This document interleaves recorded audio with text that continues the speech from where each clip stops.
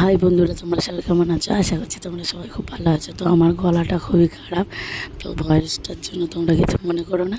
আর এটা হচ্ছে আমার ভাইয়ের শাশুড়ি মা।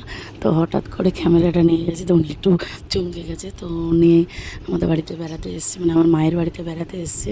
তো এখানে যেন কাকিমা খুব সুন্দর স্যান্ডউইচ বানাতে পারে, তার জন্য ওনাকে জোর করা হয়েছে যে একটু স্যান্ডউইচ বানায় খাও আমাদের।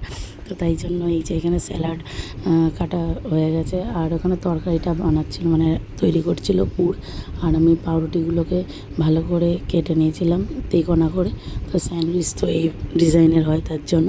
তো এই যে এখানে দেখো আমি বসে বসে এর মধ্যে পুর দিচ্ছি।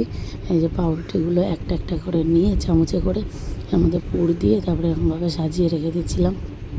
দেওয়ার পরে এই যে কাকিমা এখানে একটা একটা করে বেসনের মধ্যে চুবিয়ে আর তেলের মধ্যে ছাড়ছিল। আর খেতে তো সব খুবই সুন্দর হয়েছে, আর টেস্টও হয়েছে, দেখতেও সুন্দর হয়েছে।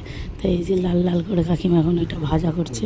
তারপরে ভাজা করা হয়ে গিয়েছে, হয়ে যাওয়ার পরে যে আমার ভাইয়ের বউ এখন তার মধ্যে সস, তারপরে স্যালাড এগুলো দিচ্ছে।